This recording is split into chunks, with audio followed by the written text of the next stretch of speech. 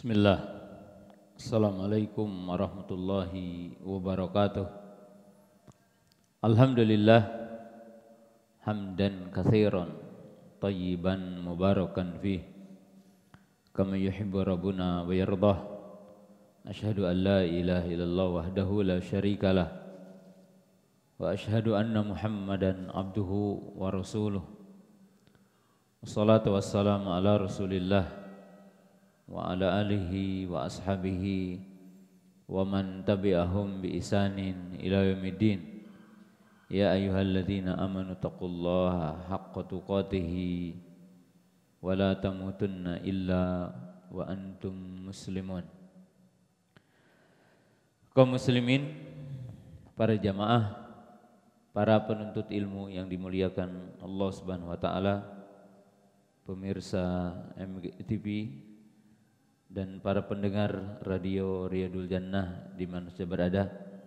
Alhamdulillah pada kesempatan sore yang berbahagia ini, dengan izin dan kudrat dari Allah Subhanahu wa taala, kita dapat bertemu kembali di kajian Sahih Bukhari di Masjid Aisyah yang mulia ini.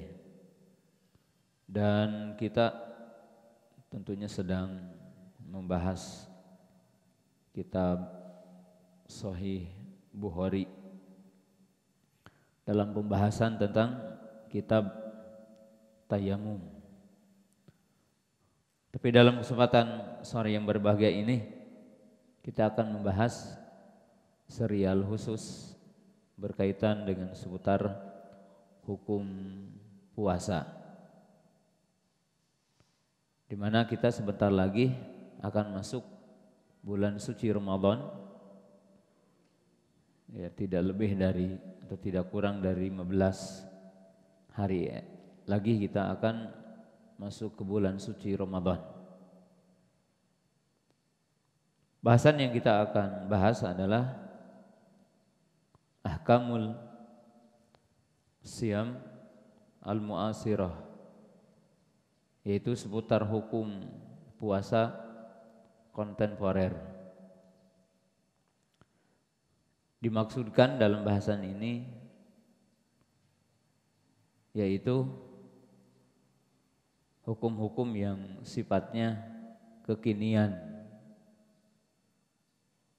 yang sebagian masalahnya mungkin tidak ada langsung di zaman Nabi sallallahu alaihi wasallam atau di zaman para sahabat ridwanullah ta'ala alaihim. Yang dimaksud adalah kasusnya gitu. Tetapi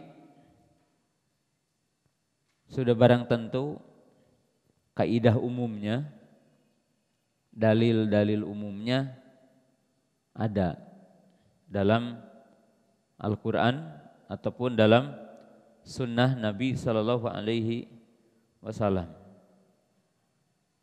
Karena kita meyakini bahwa syariat Islam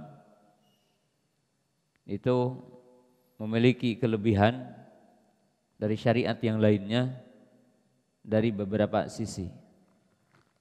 Yang pertama, Islam atau syariat Islam adalah sempurna. Al-yawma akmaltu lakum dinakum wa atmamtu alaikum ni'mati wa raditu lakumul Islam madina. Hari ini aku sempurnakan agamaku atas kalian dan aku sempurnakan nikmatku atas kalian dan aku ridho Islam sebagai agama kalian. Jadi di sini menunjukkan bahwa Islam itu agama yang sempurna, membahas semua masalah. Dalam arti tidak ada perkara yang baru yang kita hadapi dalam masalah-masalah kehidupan kecuali Islam telah membahas kaidah-kaidahnya. Yang kedua, kita meyakini bahwa Islam itu, syariat Islam adalah sumul, dalam arti menyeluruh untuk seluruh manusia. Tidak berkaitan dengan satu negara dengan negara yang lainnya, tidak. Tapi untuk seluruh manusia di muka bumi. Yang ketiga, syariat Islam itu solihun likuli zamanin wa makanin. Wa syariat Islam itu relevan untuk setiap waktu dan tempat. Jadi syariat Islam ini relevan untuk setiap waktu dan tempat. Kemudian yang keempat, bahwa syariat Islam ini abadi sampai datangnya hari kiamat. Dalam arti tidak akan lagi yang memansuh agama ini. Karena Nabi kita Muhammad sallallahu alaihi wasallam diutus untuk seluruh manusia. Jadi tidak akan lagi ada hukum yang baru, tidak ada lagi syariat yang baru. Islam agama yang sempurna, agama untuk seluruh manusia, agama yang relevan untuk setiap waktu dan tempat, dan agama ini sebagai syariat sampai hari kiamat. Dan syariat Islam itu syariat yang menciptakan kemaslahatan dan menolak semua bentuk kemadharatan. Itu syariat Islam yang harus kita imani. Nah, sekarang kita akan membahas tentang sejumlah hukum puasa yang dikenal dengan istilah ahkam as-siyam al-mu'asirah, al-mustajadat. Jadi hukum-hukum puasa yang dikenal dengan istilah bahasa kita kontemporer, kekinian, ya, yang secara kejadiannya, masalahnya itu tidak terjadi atau tidak ditemukan secara nas kejadiannya percis seperti yang kita alami hari ini. Seperti mungkin kita naik pesawat, naik kereta api, dan hal-hal yang kita akan temukan dari perkara-perkara yang baru ini. Tentunya setiap mukmin perlu akan fikihnya untuk mengetahui permasalahan-permasalahan baru. Nah, sore ini kita akan membahasnya secara terperinci, mungkin sebagiannya kita bahas dan kita bisa ketemu lagi di pekan depan sebagiannya. Masalah yang pertama tentang waktu puasa. Jadi berkaitan dengan waktu puasa. Ijma' para ulama berdasarkan Al-Quran, kemudian sunnah, bahwa puasa itu waktunya min tulu'i al-fajri shadiq ila ghurubi syamsi. Bahwa waktu puasa itu sepakat dari terbitnya fajar shadiq sampai terbenamnya matahari.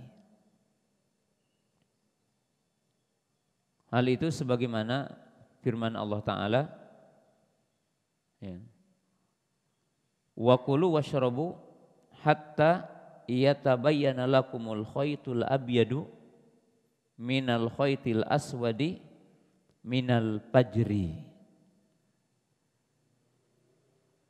Jadi Allah berfirman, makanlah, minumlah sehingga nampak kepada kalian waktu fajar, yaitu fajar shadiq. Waqala Nabi sallallahu alaihi wasallam, wa kulu washrabu hatta yu'addina ibnu ummi maktum fa innahu la yu'adzinu illa fil fajri.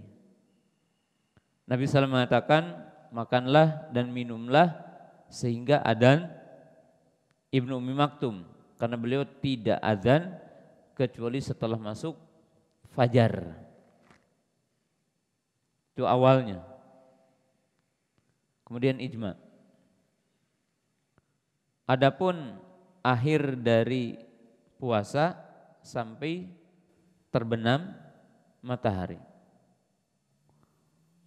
Allah Subhanahu wa taala berfirman, "Tsumma atimus siyama ilal lail." Tsumma atimus siyama ilal lail. Ini pada surah Al-Baqarah ya tadi ayat 187. Jadi di situ menunjukkan sempurnakanlah puasamu sampai waktu malam. Maksudnya permulaan malam. Qala Nabi sallallahu alaihi wasallam, "Idza aqbala al-lailu min hahuna wa adbara naharu min hahuna faqad wajaba." Apabila telah pergi siang dari sini dan telah muncul malam dari sini, maka telah wajib, artinya telah wajib berbuka. Jadi waktu berbuka ketika terbenam matahari, dan itu ijma. Jadi ini perkara yang zahir. Dan kita semua berpuasa dan sholat dengan peredaran matahari. Aqimis sholata liduluki syamsi ila ghasaqil laili wa qur'anal fajri innal qur'anal fajri kana masyhuda. Jadi menentukan waktu puasa dengan peredaran matahari. Ya, jelas dalam hadis dan ijma. Lalu seperti apa mungkin masalah-masalah yang dibilang oleh para ulama yang dinamakan dengan kontemporer, masalah-masalah baru tentang waktu puasa. Ini ada beberapa macam yang kaum muslimin harus memahaminya. Walaupun mungkin kita di Indonesia relatif stabil, tapi mungkin ada hal-hal yang berkaitan dengan waktu puasa ketika kita naik pesawat atau berada di negeri lain. Ya. Yang pertama yaitu berkaitan dengan sebagian negara yang malamnya lebih panjang, siangnya lebih pendek, atau kebalik, siangnya lebih panjang dan malamnya lebih pendek, atau tidak melihat matahari beberapa waktu lamanya, bisa sebulan, bisa 2 bulan. Ini di negeri-negeri tertentu. Jadi di sini ada 3 masalah. Ada satu negeri, daerah yang malamnya lebih panjang dari siangnya. Ada negeri yang lebih panjang siangnya, lebih pendek malamnya. Ada sejumlah negeri yang tidak muncul matahari berhari-hari atau berbulan-bulan. Seperti apa fikih puasanya? Jadi seperti apa fikih puasanya? Nah, kita bahas dalam penjelasan para ulama. Pertama, jika berada kita di negeri yang siangnya lebih pendek dari malamnya, kita kan tahu 24 jam gitu. Jadi 24 jam. Dimungkinkan satu negeri siangnya hanya umpamanya 10 jam, sedangkan malamnya 14 jam. Ya. Atau dibalik, negeri yang harinya lebih panjang dari malamnya, di mana siangnya umpamanya 14 jam sehingga panjang gitu, dan malamnya lebih sedikit. Ya, seperti umpamanya negeri-negeri yang hanya 2 musim, beda dengan kita Indonesia 4 musim. Maka para ulama menjelaskan dengan dalil-dalil yang tadi,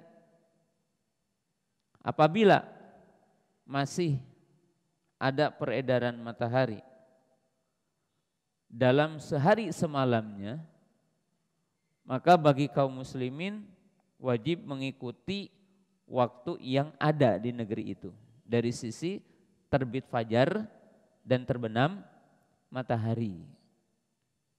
Jadi kalau dalam sehari masih berputar dan melihat bagian siang, melihat bagian malam, maka tetap berjalan seperti hukum biasa.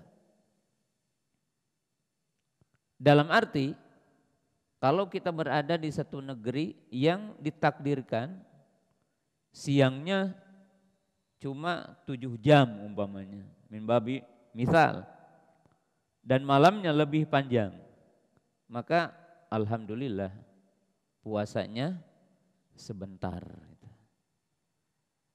Karena umumnya tadi apa? Ya, jelas ayatnya aqimis sholata liduluki syamsi ila ghasaqil laili wa qur'anal fajri. Kemudian tadi apa? Wa kulu washrabu hatta yatabayyana lakumul khaytul abyadu minal khaytul aswadi minal fajri. Tsumma atimus siyama ila lail. Jadi kalau selama jelas siang malamnya, maka ikuti.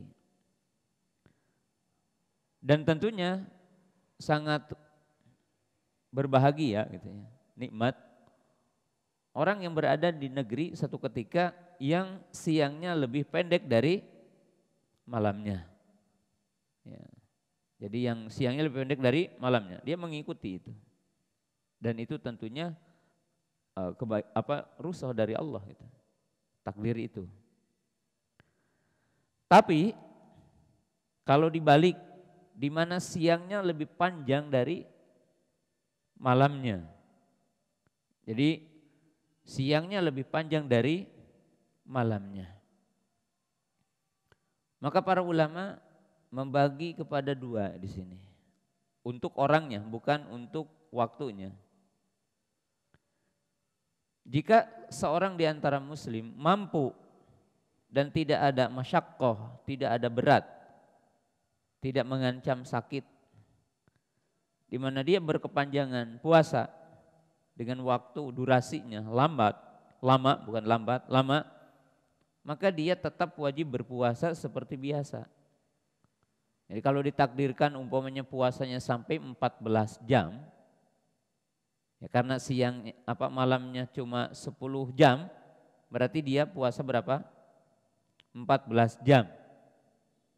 Maka dia tetap wajib berpuasa seperti waktu yang dihadapinya. Tapi kalau ditakdirkan mungkin orang yang tadinya berada di satu negeri yang biasa seperti kita ada di Asia. Ketika orang pergi ke sebagian negara Amerika Latin atau mungkin sebagian Eropa, lalu dia mendapatkan bahwa siangnya sangat panjang sehingga ia tidak terbiasa dan tidak mampu berpuasa, maka tidak mengapa bagi dia untuk berbuka dan dia mengqadha di hari yang lain yang siangnya lebih pendek. Ya, karena dengan kaidah umum la yukallifullahu nafsan illa wus'aha. Ma yuridullahu bikumul yusra wala yuridullahu bikumul yusra wala yuridu bikumul usr. Fattaqullaha mastata'tum wala tulqu bi'aidikum ila tahlukah. Jadi artinya dia boleh berbuka, tapi dia harus mengqada di lain waktu yang harinya lebih apa? Lebih pendek. Jadi lebih pendek atau normal. Nah, itu dua kondisi tadi. Yang kedua atau yang ketiga, apabila tidak muncul matahari berhari-hari atau berbulan-bulan. Ya, jadi seseorang tidak melihat bulan, tidak melihat cahaya matahari, tidak melihat munculnya matahari. Maka bagi orang yang berada di negara seperti ini, hukumnya gimana? Sebulan tidak melihat matahari, bagaimana dia menentukan waktu puasanya? Gitu. Ya. Maka para ulama mutaakhirin yang membahas ini memberikan kesimpulan, yaitu bagi dia berpuasa dengan mengikuti waktu negara terdekat. Jadi mengikuti dengan kaidah waktu negara terdekat. Mengikuti waktu negara terdekat. Yang dia mendapatkan informasi waktu-waktu itu. Jadi mengikuti waktu-waktu itu. Contohnya, kita berada di negara A dan kita tidak melihat cahaya matahari. Mungkin bisa dikatakan sebulan penuh tidak melihat matahari. Maka kita kaidahnya tetap kaidah umum bahwa sholat itu mesti pada waktunya. Sholat mengitu pada waktunya. Puasa juga dengan waktu yang telah Allah Ta'ala tetapkan. Maka caranya dengan cara melihat kepada waktu yang terdekat dari negara tersebut. Jadi mengikuti waktu terdekat dari negara tersebut.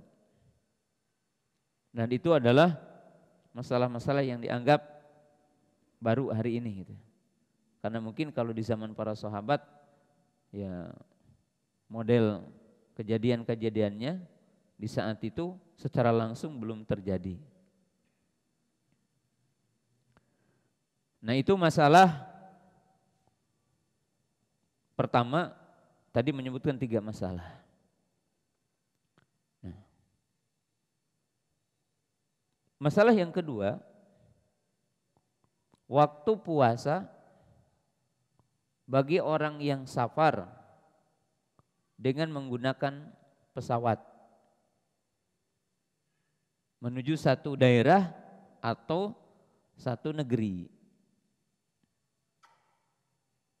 Yang dia mengetahui waktu-waktu puasa atau sholat itu melalui info yang ada di pesawat. Jadi yang ada di pesawat. Bagaimana masalahnya? Nah, kita berikan satu contoh-contoh.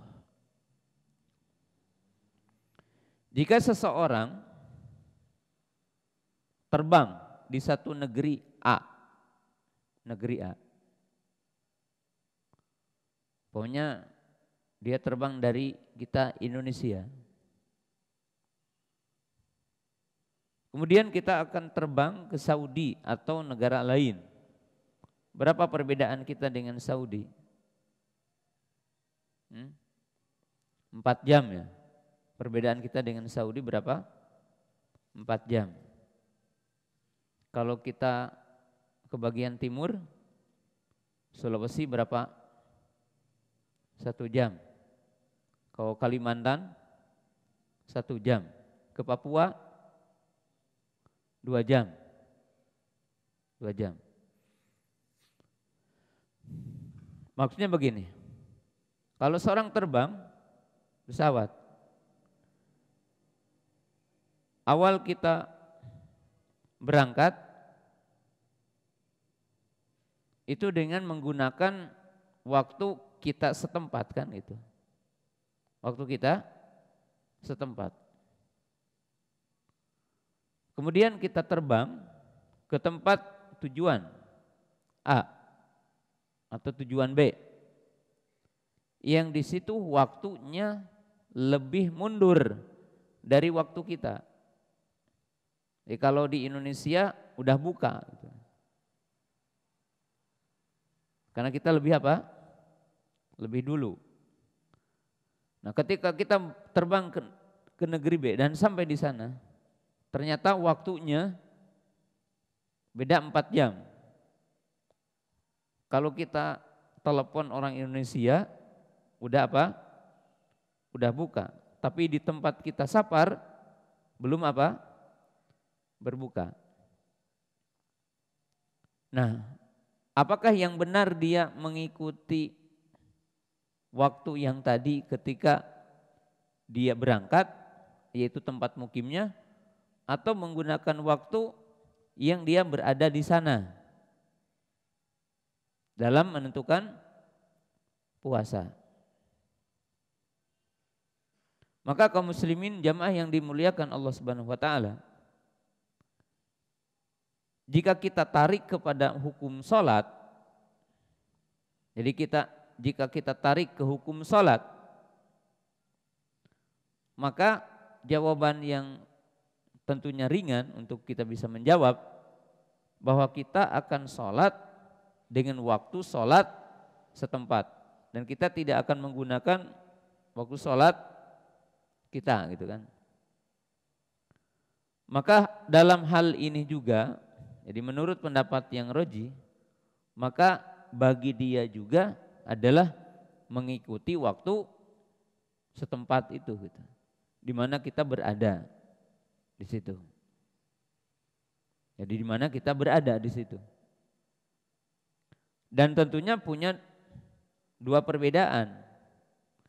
Kalau kita masuk ke negeri yang lebih cepat dari kita, maka berarti terasa pendek apa? Waktunya. Karena kita tadi dari sini beda gitu. Seperti tadi beda 4 jam. Tapi kalau kita pergi ke daerah yang lebih lambat waktu dari tempat kita, maka puasa kita akan berkepanjangan. Tapi itu adalah tuntunan syariat, kaidah syariat. Karena hukum bagi seseorang adalah ketika dia berada di daerah itu. Jadi ketika dia berada di daerah tersebut.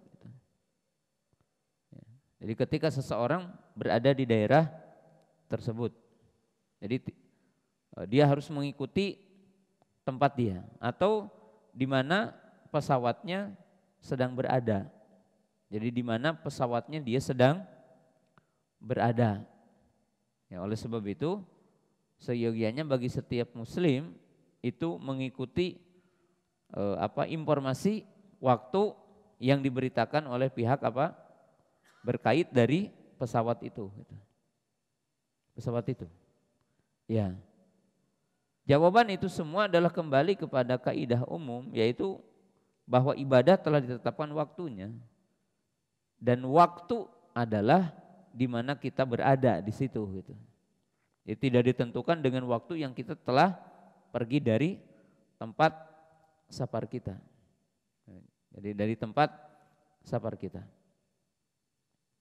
Nah, ini termasuk hal yang perlu diperhatikan oleh setiap waktu. Kemudian masalah yang ketiga. Jadi masalah yang ketiga. Masalah yang ketiga ini berkaitan dengan para ummahat. Ya, kita tidak terurut ya masalahnya, kita ambil yang banyak dibutuhkan dan waktunya cukup panjang, kita akan dibahas 2 pertemuannya. Sekarang adalah para ummahat untuk sejumlah kaum wanita. Ya. Hukum pertama adalah berkaitan dengan menggunakan alat penahan haid. Ya. Jadi alat penahan haid, penahan haid. Ya. Sejumlah kaum wanita, terutama mungkin yang lebih tua umurnya, ingin menggunakan alat untuk menahan haid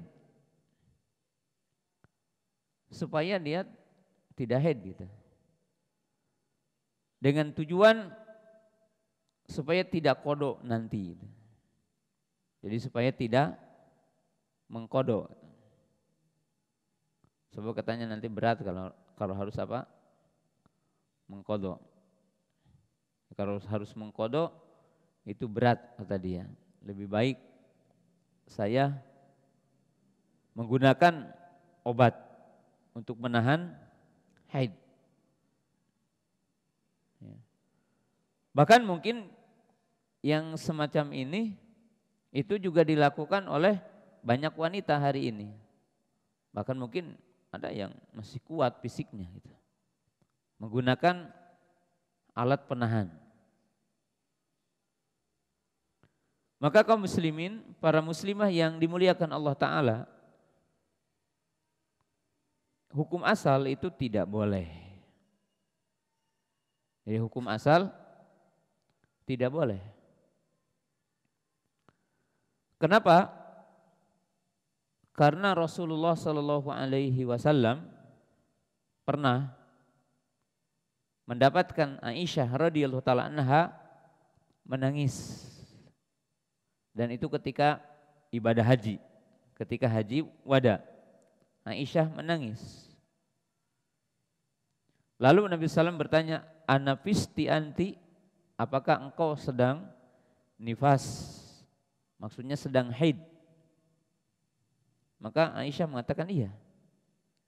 Lalu Nabi SAW mengatakan ini sesuatu yang Allah telah tetapkan secara takdir kauni kepada kaum wanita. Ini syai'un katabahu Allahu ala banati Adam. Jadi sesuatu artinya untuk ketetapan kauni yang telah ditetapkan Allah untuk wanita dari Bani Adam. Wanita dari keturunan Adam alaihi salam. Udah takdir kauni. Maka seyogianya kaum wanita mengikuti tabiah ini agar menerima ketetapan Allah untuk haid gitu. Seorang wanita tidak boleh baginya sengaja untuk menahan haid. Ya, artinya terlarang, tidak boleh. Baik yang udah tua ataupun artinya mungkin dikenal dengan menopause hari ini. Udah menopause. Apalagi wanita yang masih kekar, sehat, fisiknya kuat. Kemudian yang kedua, karena Allah telah memberikan rukhsah. Yang rukhsah ini tentunya wajib bagi wanita yang haid atau nifas untuk berbuka. Dan haram baginya untuk berpuasa. Jadi wanita yang haid dan wanita yang nifas wajib berbuka, haram baginya untuk berpuasa. Dan Allah telah memberikan kemudahan baginya untuk mengqadha di hari-hari yang lain. Jadi secara syariat itu bertentangan. Kemudian ditinjau dari sisi kesehatan. Jadi ditinjau dari sisi kesehatan, kita mengambil kaidah la dirara wala dirar wala tulku bi'aitum ila tahluka. Bahwa semua alat-alat yang namanya seperti ini, menahan haid atau mempercepat haid, dan semua juga alat kontrasepsi, alat untuk seperti menggunakan kehamilan, artinya menahan kehamilan, maka itu sepakat punya indikasi dari sisi pengaruh untuk kesehatan. Kalau boleh saya mengatakan, belum ada satu obat pun dari bentuk-bentuk seperti ini yang lepas dari bahaya. Jadi ini harus tahu para ummahat. Jadi tidak ada alat kontrasepsi dan tidak ada bentuk obat untuk menangguhkan kehamilan atau menangguhkan haid atau mempercepat haid itu yang tidak ada efek samping. Masalah mungkin efek samping itu berpengaruh atau tidak, ya berkaitan dengan takdir Allah. Yang kedua terkadang berkaitan dengan ketahanan fisik wanita yang berbeda-beda gitu. Nah, disebabkan secara keilmuan, kesehatan, jadi tidak ada yang menjamin selamat dari bahaya, maka Islam menetapkan kaidah la dirara wala dirar. Artinya jangan menggunakan sesuatu yang bisa memadorotkan. Dan janganlah seorang muslim menjerumuskan diri kepada yang madarat. Maka bagi para ummahat, baik yang masih kuat fisiknya ataupun mungkin udah menopos, nikmatilah ketetapan Allah itu dan puasalah secara tabiat natural. Tidak boleh dipaksain ingin tidak haid kemudian supaya tidak mengqadha. Allah telah memberikan kemudahan gitu. Jadi Allah Subhanahu wa taala telah memberikan apa? Kemudahan untuk kaum wanita jika haid, jika nifas, maka baginya boleh berbuka dan baginya mengqadha gitu. Jadi penggunaan ya, obat-obat ya, untuk wanita. Ya. Kemudian selanjutnya untuk wanita juga, para wanita. Ya. Seputar hukum menggunakan alat-alat kontrasepsi, alat-alat yang digunakan untuk menahan kehamilan. Ya. Mungkin dalam dunia medis, dan saya tidak akan menyebutkan satuannya ya. Yang jelas dalam dunia medis namanya obat untuk menahan kehamilan itu secara global ada 2 jenis. Jenis yang pertama yang dinamakan dengan hubub, yaitu dalam bentuk kapsul atau pil itu ya, pil. Maka apabila dikonsumsi itu membatalkan puasa jelas.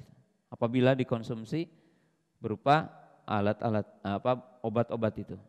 Obat-obat itu. Sedangkan yang kedua dalam bentuk yang bukan seperti hubub. Jadi bukan obat-obat yang diminum. Tetapi obat-obat yang mungkin ditanam ya seperti spiral umpamanya atau dan semisalnya. Ya. Baik yang dipasukkan ke vagina atau dalam bentuk suntik yang tidak mengandung nutrisi, maka itu tidak membatalkan puasa. Jadi tidak membatalkan puasa. Karena tidak termasuk mughodiyah. Karena yang membatalkan puasa itu makan, minum, jima. Ya, itu yang membatalkan puasa.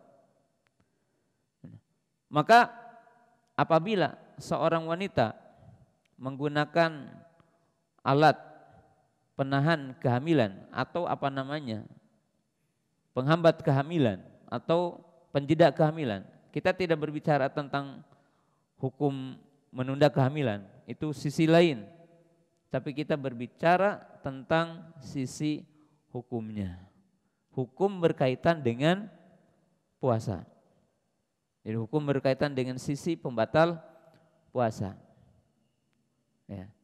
Jadi artinya apabila menggunakan alat ya, yang itu bukan ya, seperti kapsul atau semisalnya yang diminum, tapi dalam bentuk benda yang dimasukkan ima lewat jalan vagina atau mungkin dalam bentuk suntik, dan itu tidak termasuk suntik yang dinamakan nutrisi atau mughodiyah dalam bahasa Arabnya, maka tidak membatalkan puasa.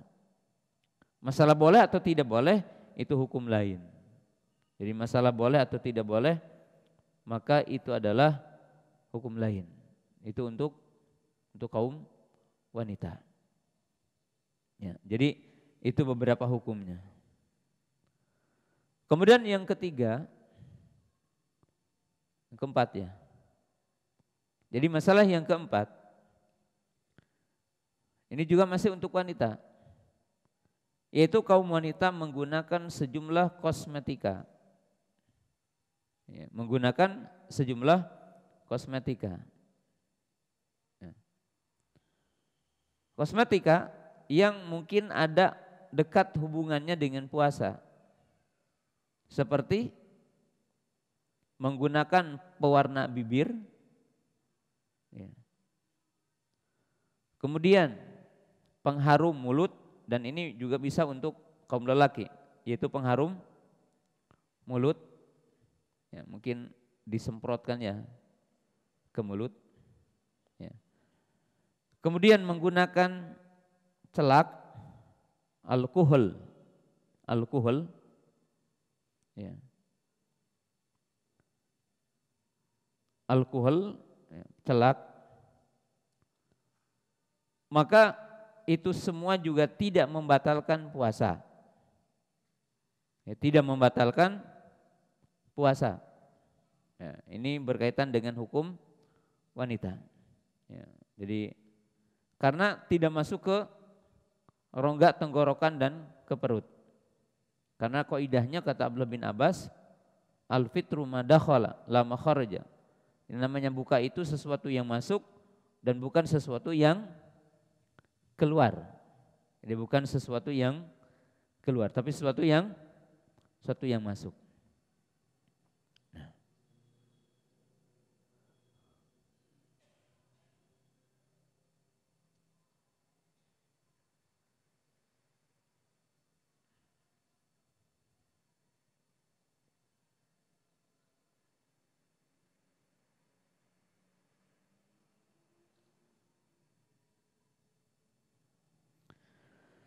Nah, kemudian selanjutnya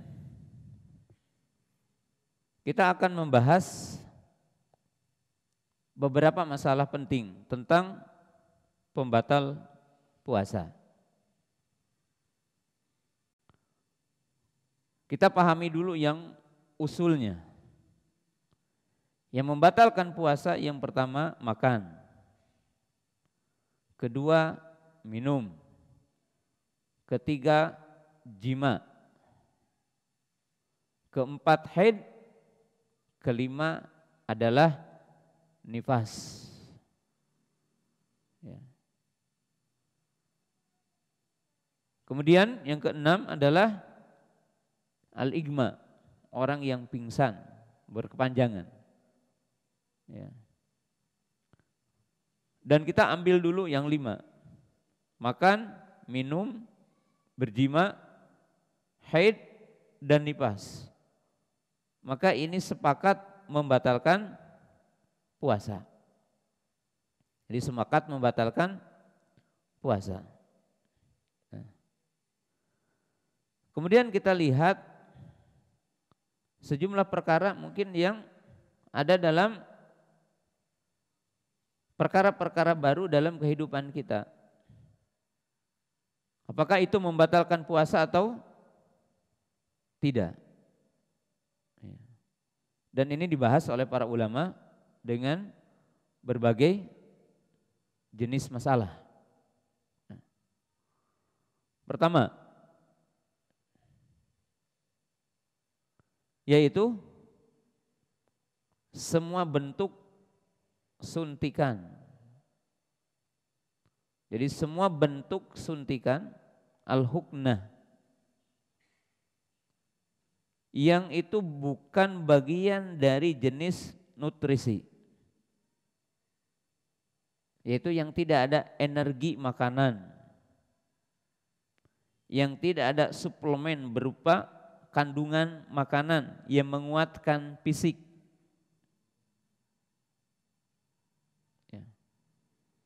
Dari berbagai bentuk suntikan, baik suntikan memasukkan obat atau suntikan dalam bentuk, untuk pingsan itu namanya apa? Infus, maaf. Bius, bukan impus, maaf ya. Bius, kalau impus nanti hukumnya beda. Atau suntikan dalam bentuk, ya tadi seperti untuk wanita apa? Obat kehamilan atau menahan kehamilan, atau obat untuk menahan haid. Maka semua bentuk suntikan yang tidak mengandung nutrisi dan tidak ada suplemen menguatkan fisik, maka semuanya tidak membatalkan puasa. Dalam arti kalau antum datang ke dokter disuntik, itu tidak batal puasanya.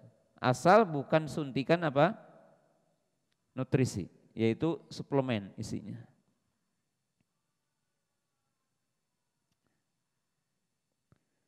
Itu yang pertama.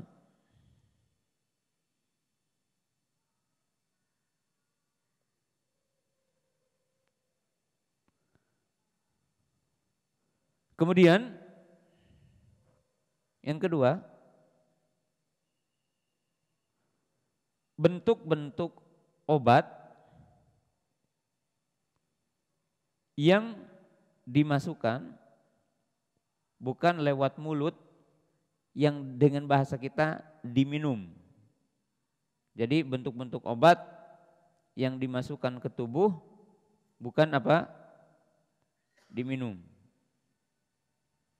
ke mulut. Ini banyak macamnya dan masuk juga yang tadi. Pertama umpamanya obat yang dimasukkan ke dubur, seperti obat ketika anak panas kan suka ada yang dimasukkan apa? Ke dubur. Atau orang sakit apa perutnya, namanya apa? Nggak bisa BAB, kan suka dimasukkan ke dubur gitu. Namanya apa?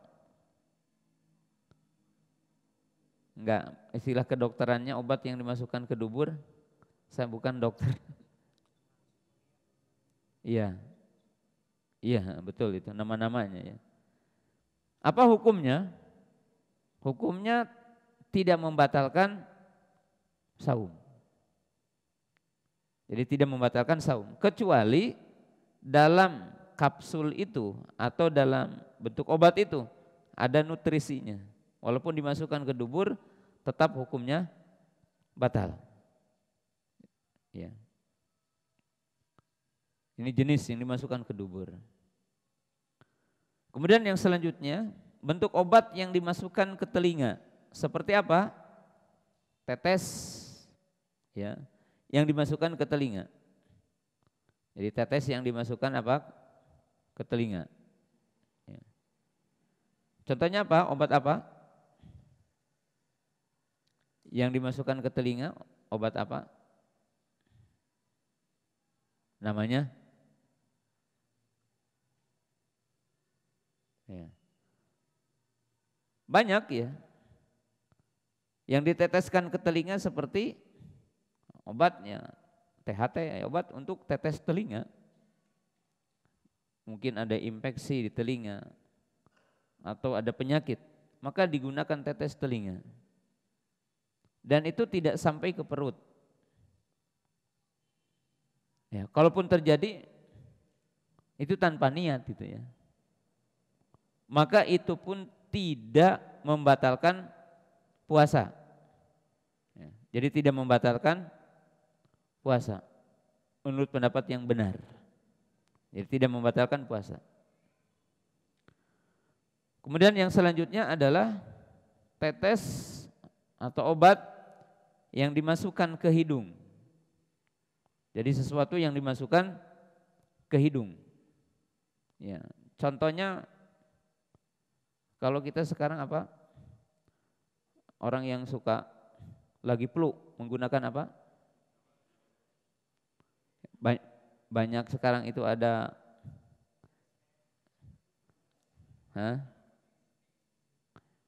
ya, pokoknya banyak macam-macam sekarang itu pengharum apa gitu ya, supaya tidak mepeg, tidak apa,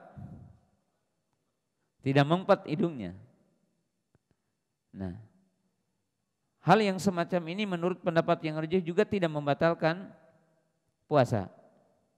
Jadi tidak membatalkan puasa.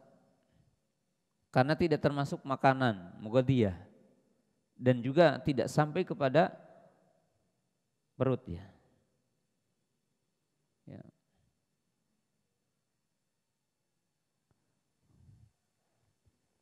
Ya. Kemudian yang tadi sebagian untuk wanita karena laki-laki enggak ada tentu. Tapi bisa dalam bentuk lain. Yaitu semua bentuk pengobatan yang dimasukkan lewat dakar. Ya seperti tadi adalah untuk wanita dimasukkan ke vagina. Ya, seperti jenis spiral ya, dan sejenisnya yang dimasukkan ke rahim. Atau orang yang kencing batu atau seorang laki-laki dilakukan pengobatan lewat paradnya, lewat kemaluannya. Maka semua ini tidak membatalkan apa? Tidak membatalkan puasa. Jadi jangan takut, itu tidak membatalkan puasa. Ya. Dan ini semuanya berkaitan dengan pengobatan dulu. Nah, di antara hal yang penting juga yaitu melakukan pengobatan lewat mulut seperti mengebor gigi atau mencabut gigi atau membersihkan gigi. Yaitu pengobatan gigi yang semuanya tidak meminum obat yang ditelan ke perut. Ya, seperti mungkin orang membersihkan giginya, menambal giginya, mengebor giginya. Maka semua itu tidak membatalkan puasanya. Bahkan diobati bisa saja ketika dibius, ketika akan dibetulkan, atau dikasih sesuatu yang itu berada di areal mulut saja. Antum dikasih gigit kapas, ya, kapasnya ada alkohol banyak, yang disepakati itu bukan khamr, digigitkan dan tidak menelannya, maka tidak membatalkan apa? Puasa. Jadi itu tidak membatalkan puasa.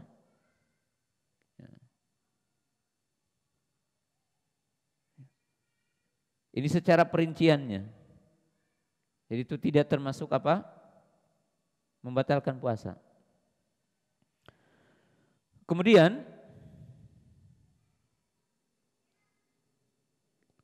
Di antara poin-poin penting yang harus kita tahu, ya, mungkin dalam kehidupan kita, terutama dalam dunia pengobatan yang kita bahas hari ini. Jadi tadi kan baru hukum wanita. Gitu. Ya. Dan tadi dijelaskan juga bahwa semua bentuk suntikan, baik suntikan itu di pantat yang sering kita dapatkan, atau suntikan itu di otot, suntikan itu di otot, atau suntikan itu di bahu, atau suntikan itu di mana saja, yang mana suntikan itu bukan nutrisi dan bukan bentuk suplemen yang menguatkan fisik, yang menguatkan energi, maka itu tidak membatalkan puasa. Ya, mungkin jenis-jenis suntikan itu banyak, tetapi kaidahnya tidak bentuk makanan atau bukan bentuk suplemen. Ya kalau bentuk nutrisi ya seperti infus. Kalau suplemen ya memang ada suplemennya, sehingga orang yang lemah jadi kuat gitu. Ya, dari kuat, maka itu membatalkan puasa. Tapi semua suntikan yang tidak mengandung suplemen atau bukan nutrisi, maka semua bentuk suntikan itu tidak membatalkan puasa, walaupun suntikan itu bentuknya apa? Cairan. Walaupun suntikan itu bentuknya cairan. Kemudian yang selanjutnya, dalam dunia medis tentunya kita melihat apa yang dinamakan dengan oksigen. Jadi orang yang sedang sakit paru-parunya atau sakit pernapasannya, maka diberikan pertolongan apa yang dinamakan dengan apa? Pernapasan atau yang dinamakan dengan oksigen. Ya. Maka bentuk-bentuk yang oksigen itu yang hanya sampai kepada apa? Rongga hidung atau rongga tenggorokan yang sifatnya membantu, dan itu bukan bentuk energi, suplemen atau nutrisi, itu juga tidak membatalkan puasa. Jadi oksigen itu tidak membatalkan puasa. Ya. Alasannya para ulama ada dua. Alasan yang pertama, karena memang tidak masuk ke perut. Yang kedua, tidak punya fungsi suplemen dan nutrisi. Jadi ya kalau nutrisi artinya pengganti makanan. Kalau diartikan sedikit namanya suplemen, yaitu untuk menambah energi kekuatan fisik. Nah, sebab hukum asal puasa ya memang lemah gitu. Artinya orang tidak makan ya sedikitnya suplemen kan itu. Ya kalau sekarang diganti ya otomatis hukumnya adalah seperti hukum orang yang makan. Ya. Ya, kalau menggunakan itu maka hukumnya adalah hukum orang yang makan.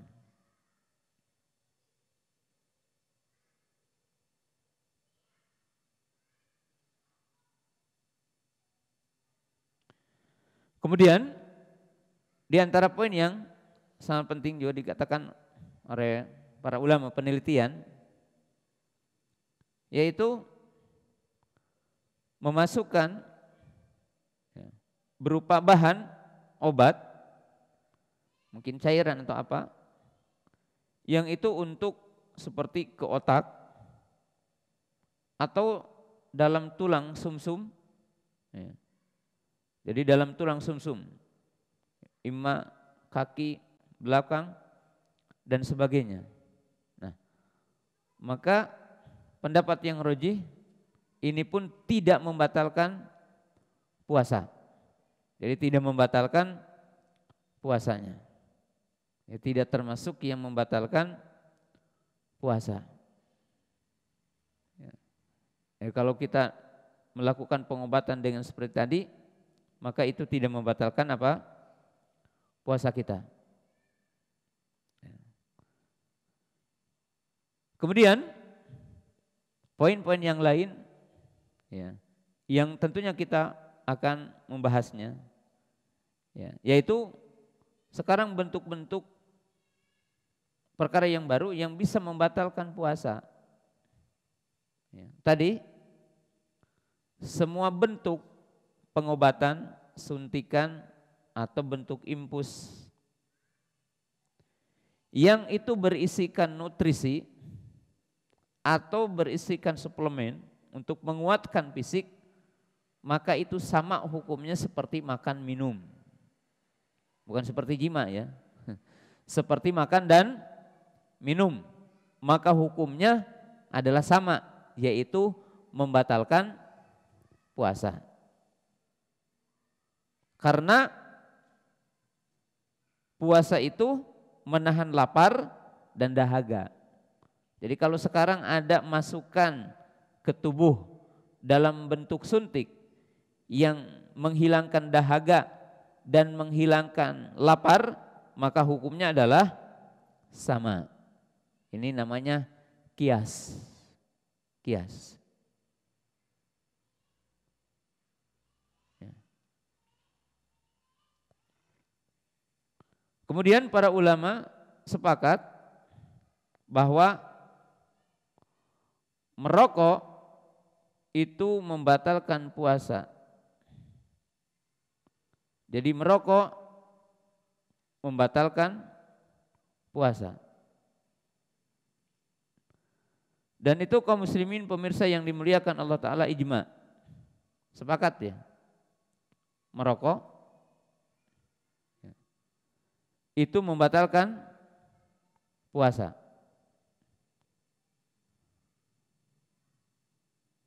Jadi jangan sampai nanti ada orang mengatakan ya puasa merokok kan bukan makan. Berarti tidak mengapa untuk tetap puasa. Ya. Jadi merokok itu sepakat membatalkan puasa. Ya. Dan merokok, ini tambahannya, bukan sekedar membatalkan puasa, tetapi juga mengurangi keutamaan puasa walaupun merokoknya bukan di siang hari. Ya. Kenapa? Karena merokok bagian dari maksiat.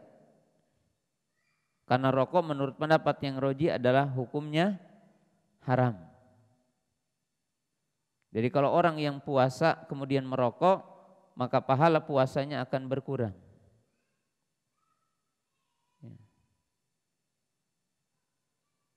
Nabi SAW mengatakan, malam yada qaula zur wal amila bihi falaysa lillahi hajatun fin an yada ta'amahu wa syarabahu. Ya. Seperti orang yang puasa kemudian gibah, orang yang puasa kemudian namimah, orang yang puasa minum khamr, walaupun minum khamrnya setelah maghrib. Maka semua amalan yang maksiat kepada Allah Ta'ala itu mengurangi atau bahkan akan menghilangkan pahala puasanya. Jadi akan menghilangkan pahala puasanya. Kemudian poin yang terakhir untuk sore hari ini sebelum kita membuka pertanyaan. Apakah donor darah membatalkan puasa atau tidak? Donor darah, tabaru untuk donor darah.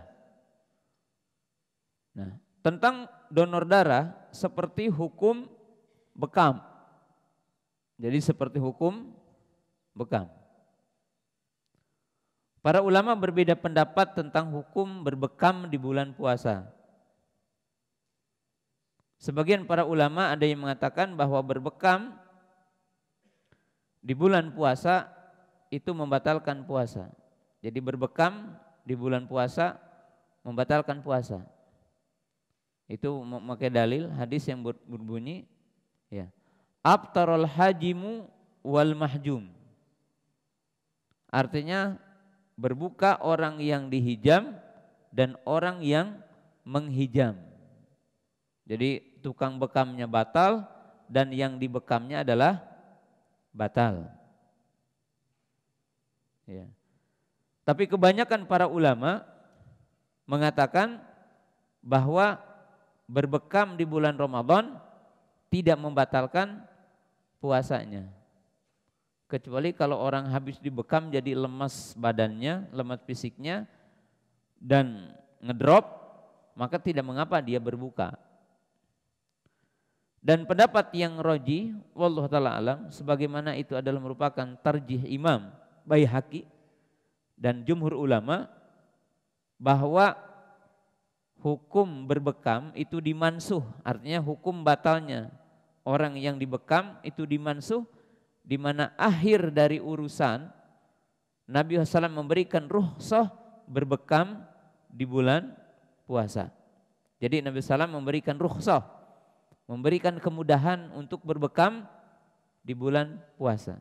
Lalu Imam Baihaqi mengatakan bahwa akhir dari urusan tentang bekam, bahwa bekam adalah boleh. Nah, maka hukum donor darah dikiaskan oleh para ulama atau dikaitkan hukumnya adalah seperti hukum berbekam. Dalam arti pendapat yang roji bahwa orang yang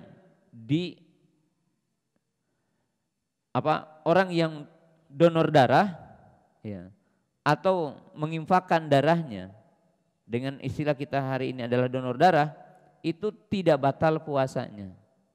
Baginya adalah meneruskan puasanya.